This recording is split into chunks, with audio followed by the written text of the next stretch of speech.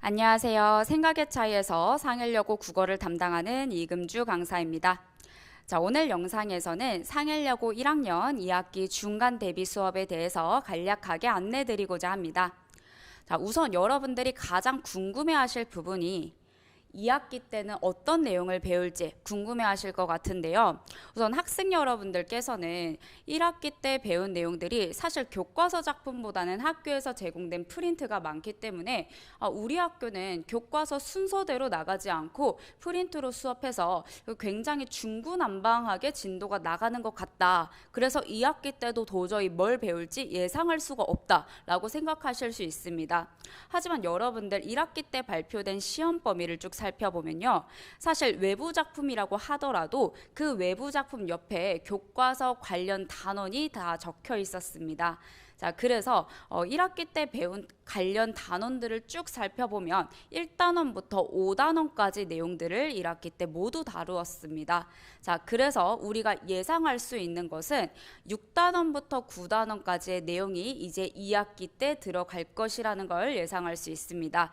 즉, 우리 상헬여고에서는 교과서를 기반으로 한 학습 목표는 그대로 가져갑니다. 교과서의 단원은 활용한다라는 뜻입니다. 하지만 지문 자체, 작품 자체는 교과서에 수록된 작품을 사용하는 것이 아니라 외부 지문을 선정합니다. 자, 보통 문학작품 같은 경우에는 고등학교 3학년들이 쓰는 수능 특강에서 제재를 선택할 때가 가장 많고요. 그리고 독서 파트나 화법과 작문 파트에서는 사실 일관된 출처가 없습니다. 칼럼을 가져오기도 하고요. 또는 실제 출판된 책을 활용하기도 합니다. 자, 그래서 구체적으로 2학기 때 어떤 작품이 들어갈 것이다는 예상할 수 없지만 6단원에서 9단원을 우리가 1학기 때 안 다뤘기 때문에 6단원에서 9단원까지의 내용이 2학기 때 들어갈 거라는 건 확실하게 예상할 수 있습니다. 자, 그렇다면 6단원부터 9단원까지 내용이 뭔지 간략히 설명드리겠습니다. 우선 문법 파트입니다. 우리 교과서에 있는 마지막 파트는 9단원 중세문법 파트인데요. 사실 중세국어는 1학년 필수 개념이기 때문에 2학기 때 100% 시험 범위로 출제가 된다고 생각해 주시면 되겠습니다. 중세문법 처음 들어보시는 친구들도 있을 텐데 중세문법은 쉽게 생각해서 조선시대 문법이라고 생각하시면 됩니다.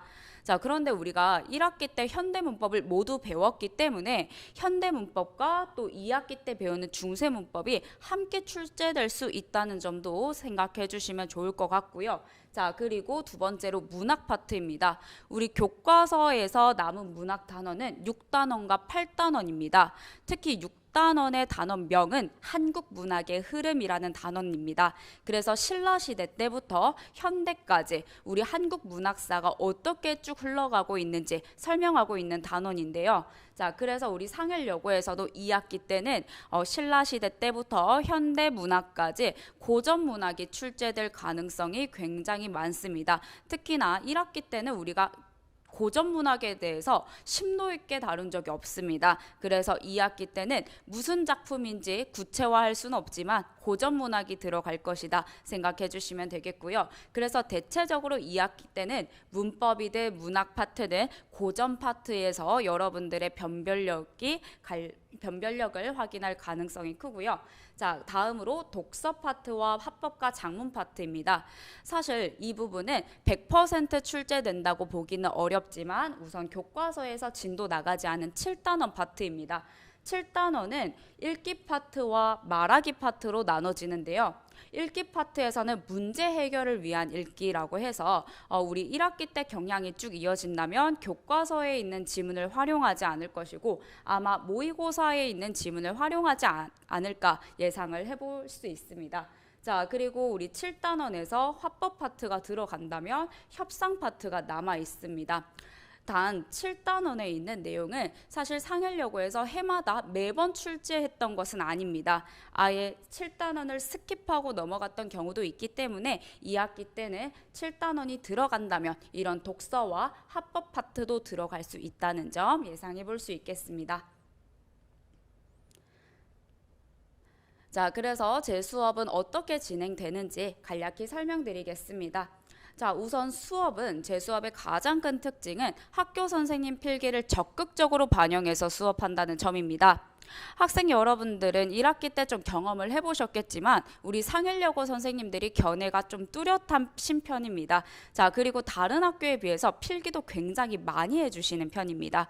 심지어는 학교 선생님들께서 직접 필기 노트를 제작을 하셔서 학생들한테 나눠주실 정도로 필기가 좀 많은 편인데요. 저는 그런 학교 선생님들의 필기를 적극적으로 반영해서 수업을 하고 있습니다. 특히나 우리 상일여고에서는 교과서 작품을 활용하지 않을 때가 훨씬 더 많기 때문에 학교 선생님의 필기에서 가장 많은 문제들이 출제된다고 보시면 되겠습니다. 자, 그리고 학교 선생님들의 필기를 잘 보면 앞반 선생님들의 필기와 뒷반 선생님들의 필기가 좀 상이할 때가 있습니다. 자, 이 말은 앞반 선생님과 뒷반 선생님의 견해가 달라서 두 분 중 한 분이 틀렸다라는 의미가 아니라 원래 문학이라고 하면 해석이 좀 다양할 수 있는 부분입니다. 자, 그래서 앞반 선생님의 견해와 뒷반 선생님의 견해, 선생님별로 견해를 다 총정리해서 우리가 듣지 않은 학교 선생님 수업이라도 다 견해를 정리해서 한꺼번에 알려주고 있습니다. 자, 그리고 두 번째로 과제인데요. 매주 주차별로 과제를 제공해 줄 예정이고요. 특히나 상일여고 학생들한테는 좀 강조하고 싶은 것이 우리 학교에서는 외부 지문들이 좀 많이 들어가고 심지어 문학이 아닌 것들은 모의고사에서 기출된 내용이 아니라 뭐 칼럼이라든지 책을 활용할 때도 있습니다. 칼럼이나 책 이런 질문들이 시험 범위로 들어가게 되면 문제점이 시중 문제가 단 하나도 없다는 것입니다. 자, 애초에 이것은 고등학생들 내신 대비를 위해 쓰여진 글이 아니기 때문에 그 어디에서도 시중 문제를 구할 수 없어서 저와 저희 연구진 선생님들이 공동으로 제작한 반복 숙달 자료를 제공하도록 하겠습니다. 자, 그래서 사실 어느 학원을 가도 상일여고는 많은 과제 양을 줄 수가 없습니다. 왜냐하면 그 정도로 시중에 문제가 많이 없기 때문에 결국 아이들한테 과제를 주려면 저희 선생님들이 직접 문제를 제작할 수밖에 없습니다. 자, 그래서 이제 저와 저희 국어 전공을 하시는 연구진 선생님들로 이루어져 있습니다. 저희 연구진 선생님들께서 같이 공동으로 제작해서 아이들이 더 많은 양과 그리고 더 좋은 퀄리티의 과제를 풀 수 있도록 매주 주차별로 과제를 제공해 주도록 할 거고요. 자, 그리고 제 개인적인 목표로 과제 수행도 100%를 목표로 하고 있습니다. 이제 제가 아무리 양질의 수업을 해주고 양질의 자료를 준다고 하더라도 사실 학생 여러분들이 이걸 100% 소화하지 못하면 아무 소용이 없는 거니까 저는 이 과제 수행도를 보고 아이들이 부족한 부분이 있다면 따로 불러서 안 되면 될 때까지 과제를 모두 수행할 수 있도록 관리를 할 계획입니다. 자, 다음으로는 클리닉입니다. 제 학생 관리 방식 중에서 아이들의 만족도가 가장 높고 아이들이 정말 실질적으로 도움이 많이 되었다고 말해주는 부분이 바로 클리닉인데요. 자, 우선 클리닉은 쉽게 생각해서 수업 내용에 대해서 복습으로 OX 문제를 푼다고 생각하시면 됩니다. 자, 그런데 단순히 이 OX 문제라고 해서 어머님들께서 생각하시기에는 그냥 쉽게 O인지 X인지 표시하고 오는 거구나 라고 생각하실 수 있겠지만 제 클리닉의 지향점은 선생님이 학생한테 설명하는 것이 아니라 학생이 직접 설명할 수 있는 클리닉입니다. 자, 학생들조차도 공부하는 이제 본인 스스로도 내가 100% 알고 있는지 아니면 살짝 수박 겉핥기식으로만 알고 있는지 구분이 잘 안 될 때가 있습니다. 이걸 구분하기 가장 좋은 방법이 내가 아는 내용에 대해서 설명할 수 있는가를 보는 것입니다. 내가 이걸 제대로 설명하지 못한다면 100% 이해하지는 못하고 있는 상황인 것입니다. 자, 그래서 우리 클리닉에서는 학생들이 선생님께 적절한 선지는 이게 왜 적절한지, 적절하지 않은 선지는 왜 적절하지 않은지 직접 설명하게끔 해서 아이들이 100% 내용을 이해하고 있는지 다 개별적으로 확인을 해보는 클리닉을 진행하고 있습니다. 자, 그리고 저희 클리닉은 2주치의 누적 복습으로 진행이 됩니다. 시험 범위가 양이 많기 때문에 1주치만 복습하게 되면 이제 또 지난주에 배운 건 까먹게 되고 또 그 전에 배운 거는 계속 잊어버리게 됩니다. 자, 그래서 2주치 누적 복습으로 진행해서 스텝 1에서는 일주일 전, 그러니까 바로 직전 직전주에 배운 수업 내용을 복습하게 되고요. 자, 스텝 1 같은 경우는 클리닉으로 처음 다루는 내용이기 때문에 난이도가 중에서 중상이라고 생각하시면 됩니다. 자, 그리고 스텝 2는 2주 전에 배운 수업 내용을 복습하는 단계입니다. 클리닉으로는 두 번째 복습하는 거기 때문에 난이도가 중상에서 최상까지 굉장히 어려운 선지들로 구성되어 있고 아이들이 이것을 직접 설명하게끔 진행을 하고 있습니다. 자, 그리고 클리닉은 테스트에 불합격한 학생이나 과제 미통과자 학생들만 진행하는 것이 아니라 수강생 100% 의무 클리닉을 진행하고 있습니다. 그래서 저희 수업이 주말에 진행되기 때문에 평일 화수목금 중에 주중에 학원에 하루 더 와서 이제 저와 저희 클리닉 선생님들과 함께 이 클리닉을 진행을 하게 될 것입니다. 자, 그리고 네 번째로 1:1 개별 질의응답입니다. 자, 아이들이 과제를 풀고 또 클리닉을 하는 과정에서 질문이 많이 생길 것입니다. 간단한 질문은 수업 시간에 쉬는 시간을 활용해도 되고요. 또는 수업 전이나 수업 후를 이용해도 괜찮습니다. 또는 클리닉에 왔을 때 제가 항상 상주하고 있기 때문에 클리닉 때 와서 저한테 질문을 해도 괜찮습니다. 하지만 질문의 양이 좀 많은 경우에는 저와 1:1로 개별 질의응답을 신청해서 진행할 수 있습니다. 그래서 과제집이나 수업 내용에서 좀 이해하기 어려웠던 내용에 대해서 심층적으로 질문할 수 있고요. 자, 이 부분은 저희 클리닉 선생님이 아니라 제가 직접 아이들과 1:1로 대면해서 질문을 받아주고 있습니다. 그런데 아이들에 따라서 이 질문하는 방식의 선호도가 좀 다르더라고요. 자, 어떤 학생들은 저와 함께 직접 대면으로 만나서 저한테 직접 제 목소리로 설명을 듣는 것이 더 이해가 잘 된다 하는 친구들은 개별 질의응답을 신청을 하시면 되고요. 또 어떤 학생 같은 경우는 모르는 문제에 대한 내용이기 때문에 저의 설명을 여러 번 반복해서 읽어보고 싶다라고 생각하는 친구들이 있습니다. 자, 그런 친구들 같은 경우에는 카톡으로 질문을 남겨주시면 됩니다. 그래서 제 카톡은 아이들 새벽에도 마음껏 질문하라고 제가 아이들한테 매번 얘기를 해주고 있습니다. 새벽이라서 너무 늦은 시간이 아닐까 걱정하지 않아도 된다. 제가 업무용 카톡을 따로 사용하고 있기 때문에 아이들 밤늦은 시간에 공부하더라도 아무 때나 질문할 수 있도록 항상 열어두었습니다. 자, 그래서 카톡 질의응답을 남겨주시면 제가 아주 자세하게 답변을 남겨주는 편입니다. 그래서 본인이 이해하기 어려웠던 부분에 대해서 좀 반복적으로 내용을 읽어볼 수 있도록 좀 자세히 예시들이나 좀 쉬운 설명을 함께 곁들여서 직접 설명해 주는 것에 부족하지 않도록 좀 설명을 심층적으로 해주고 있고요. 자, 다음으로 5번째는 바로 테스트입니다. 이 테스트는 매주 수업 시간에 진행되는 복습 테스트입니다. 수업은 주 1회 3시간으로 진행되는데 그 3시간 중에서 앞에 20분에서 30분 정도는 복습 테스트로 진행이 됩니다. 자, 제 테스트에 특별한 점이 있습니다. 제 테스트는 상일여고 실제 시험지와 완전히 똑같이 생겼습니다. 제가 글씨체나 글씨 크기나 아이들 선택지 모양이라든지 이런 거 하나하나 상일여고 시험지와 완전히 똑같이 만들기 때문에 아이들이 매주 실제 시험과 똑같은 양식으로 연습해 볼 수 있도록 매주 저희 주간 테스트를 실시하고 있고요. 형식뿐만 아니라 내용도 실제로 상일여고 선생님들이 어떤 식으로 함정선지를 내는지 어떤 식으로 고난도 문제를 내는지를 제가 분석해서 상일여고 시험지와 형식과 내용이 모두 유사하게 테스트를 출제하고 있고요. 자, 마지막입니다. 서술형 중간점검을 진행합니다. 항상 상일여고는 30점 만점에 24점은 객관식 문항으로 그리고 나머지 6점은 우리 서술형으로 배점이 되고 있습니다. 그래서 우리 상일여고는 30점이 만점이기 때문에 서술형이 6점가량 비중을 차지한다는 것은 굉장히 높은 비중을 차지한다고 할 수 있습니다. 아이들이 또 서술형은 직접 글로 쓰는 것이기도 하고 또 상일여고는 서술형 문항이 좀 특이하게 출제될 때가 많습니다. 자, 그래서 우리 매주 보는 주간 테스트에도 서술형 문제를 제가 출제하긴 하지만 진도가 50% 정도 완료된 시점에 아이들을 한 번 더 불러서 서술형 중간점검을 진행하고 있습니다. 이 부분은 시간이 조금 더 걸릴 수 있기 때문에 보통 시험 기간 중에 공휴일이 하나씩은 끼어 있더라고요. 1학기 때 같은 경우는 현충일이 있었기도 하고요.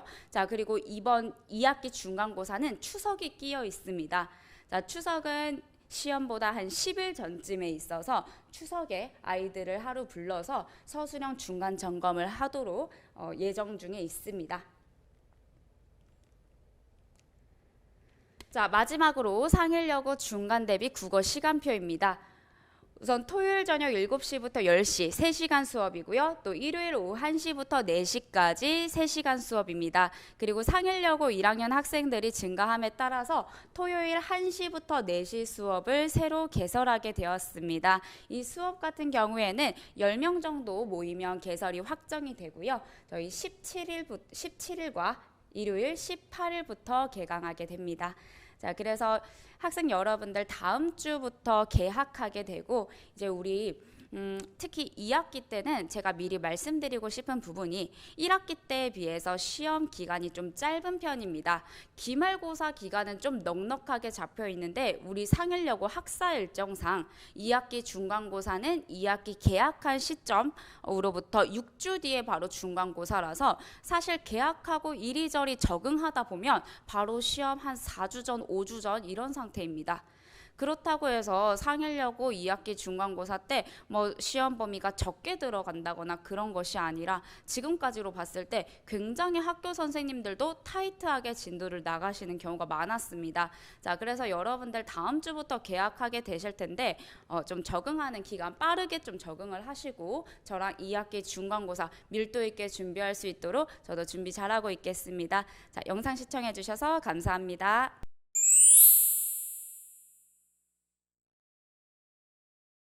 안녕하십니까. 상일여고 철저한 한국사 대비 강의 소개해드리고자 하는 신철민이라고 합니다. 반갑습니다.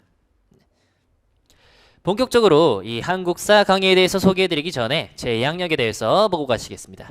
저는 한양대학교 사학과를 졸업하고 현재는 대치의 미래탐구라고 하는 학원에서 역사, 한국사, 사회, 통합사회 등등을 가르치고 있고요. 그리고 고덕 현재 신동철의 생각의 차이 학원에서 명일여고, 상일여고, 그리고 강일고등학교 사회, 그리고 한국사 정규반을 운영하고 있습니다.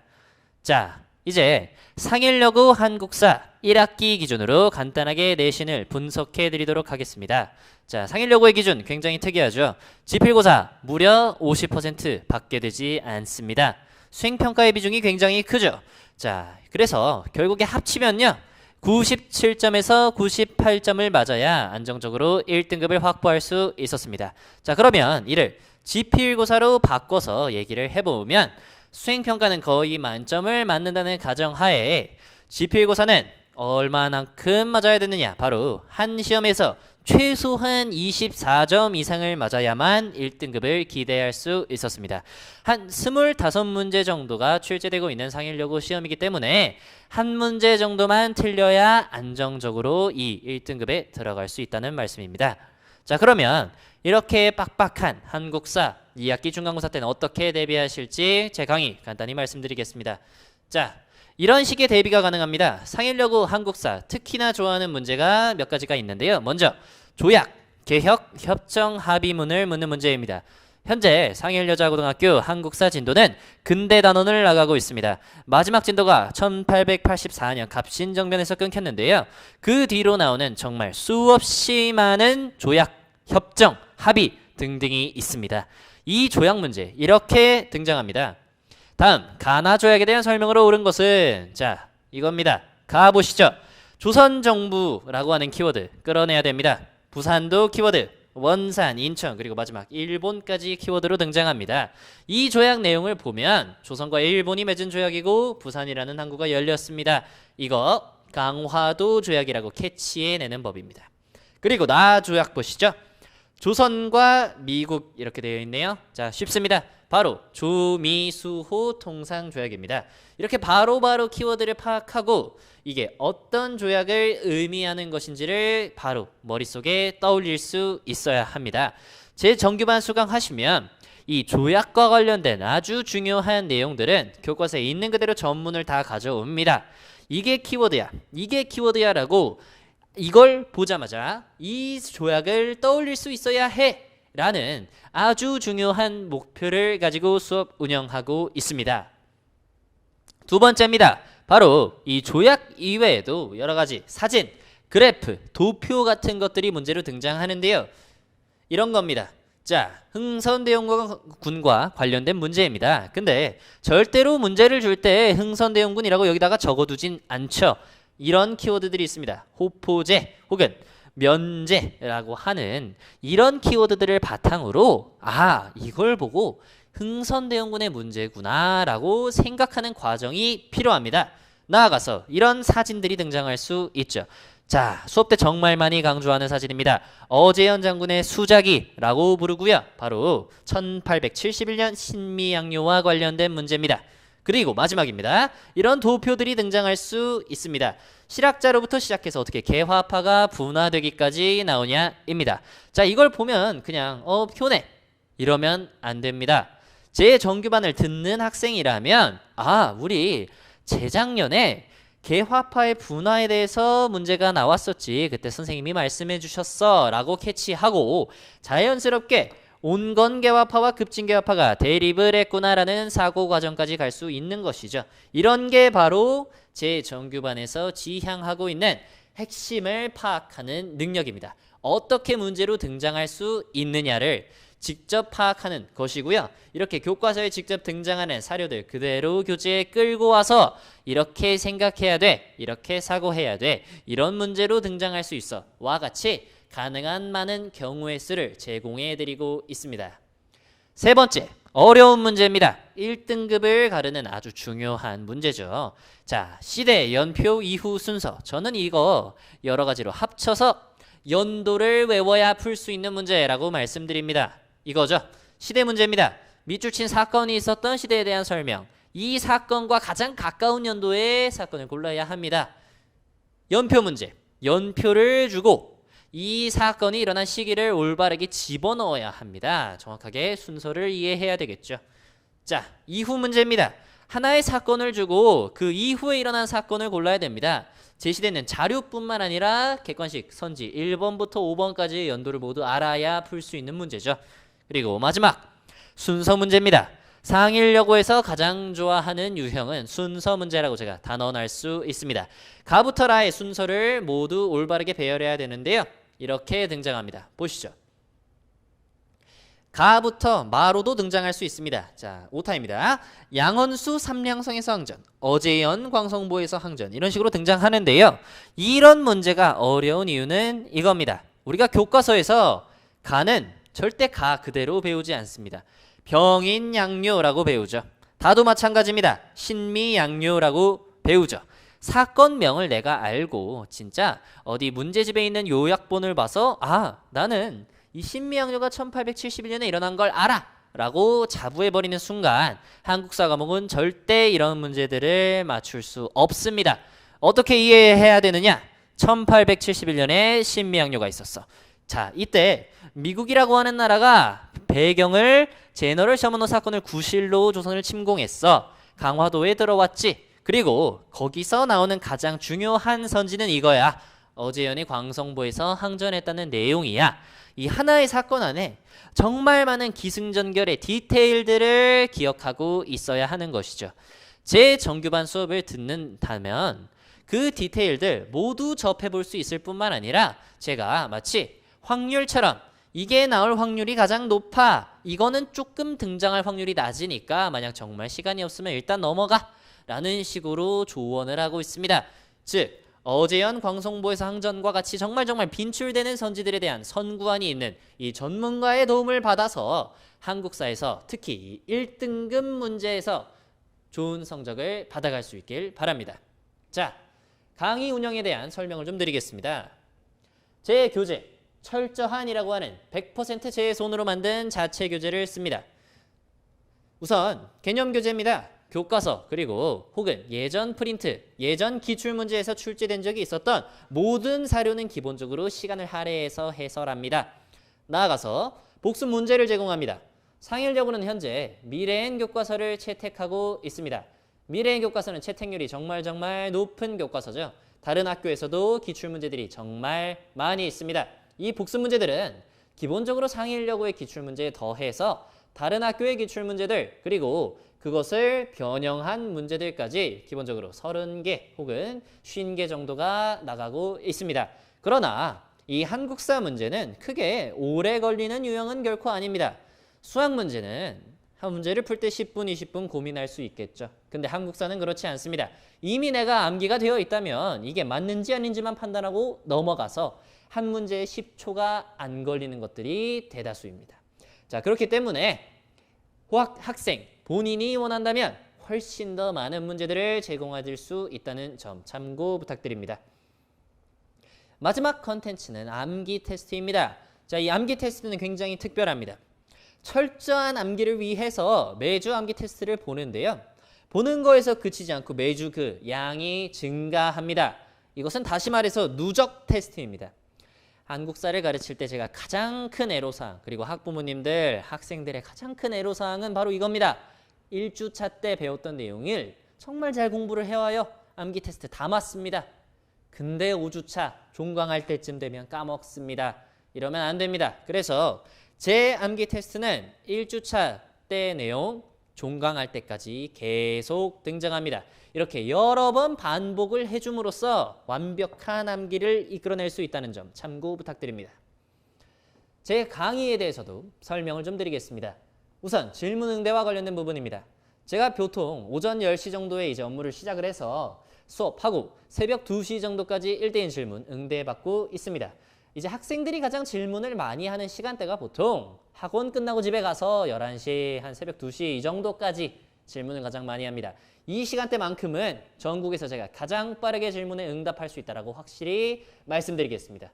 자, 또한 카카오톡, 문자와 같은 SNS에 더해서 직접 목소리를 들으면서 복습을 하고 싶다. 모르는 내용을 직접 목소리를 듣고 알고 싶다라고 하면 보이스톡, 줌까지 직접 학생과 연결할 수 있습니다. 그리고 제 데일리 히스토리라고 하는 컨텐츠를 좀 말씀드리고 싶습니다. 이 한국사 수업을 하다 보면 이 수업에서 피치 못하게 다루지 못하는 내용이 있습니다. 혹은 그냥 학교에서 지나갔는데 나중에 선생님이 중요하다라고 하는 내용을 말씀해 주시기도 하죠. 자, 이렇게 말씀드립니다. 아침에 학생들이 버리는 짜투리 시간이 있습니다.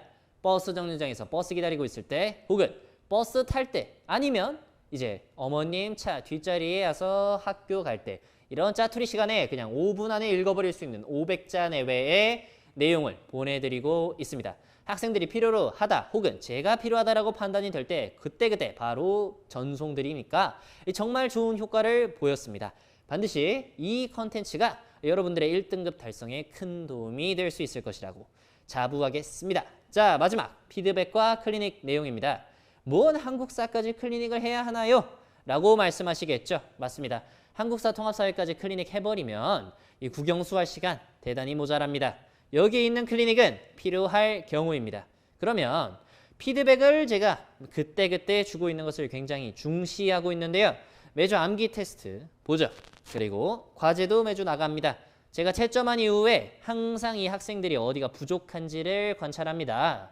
어디가 암기가 빠져 있느냐, 어디가 아직 제대로 문제풀이를 못하고 있느냐 등등을 파악해서 매주 피드백을 제공하고, 만약에 이 피드백으로 되지 않을 것 같다라고 하면은 아까 말씀드린 방법 보이스톡이나 혹은 줌과 같은 도구를 통해서 학생과 클리닉을 하고 있습니다. 이런 등등의 여러 가지 컨텐츠가 있습니다. 그리고 마지막으로 정규반을 꼭 듣지 않고 직전 보강만 듣고 싶다라고 하시는 분들 괜찮습니다. 직전 보강은 한국사 중간고사 일정이 발표되고 전날 바로 일정을 공지하도록 하겠습니다. 학교 교과서 프린트에 있는 내용들 여기서도 똑같이 다룹니다. 처음부터 끝까지 3시간 정도 안으로 해설을 한 다음에 이제 과제 형태로 문제를 배부합니다. 총 문제는 200개에서 300개 정도이며, 만약 정규반을 수강하시는 학생이라면 굳이 이런 직전 보강에 참여하지 않으시더라도 똑같이 자료를 제공드리고 있습니다. 자, 그리고 이 일정에 대해서 항상 문의가 많이 옵니다. 시험 3주 정도 전이면 학원과 이미 얘기를 다 맞춰서 학원 홈페이지 그리고 전화를 주실 때 모두 공지 받아보실 수 있도록 하겠습니다. 직전 보강 일정까지 모두 안내드렸습니다. 자, 제 한국사 항상 철저하게 대비하는 걸 목표로 하고 있습니다. 처음부터 끝까지 완벽하게 교과서 및 여러 가지 기출문제 그리고 변형 문제까지 대비를 하고 싶으시다 라고 하면은 꼭 철저한 정규반 강의 찾아주시길 바라겠습니다. 감사합니다.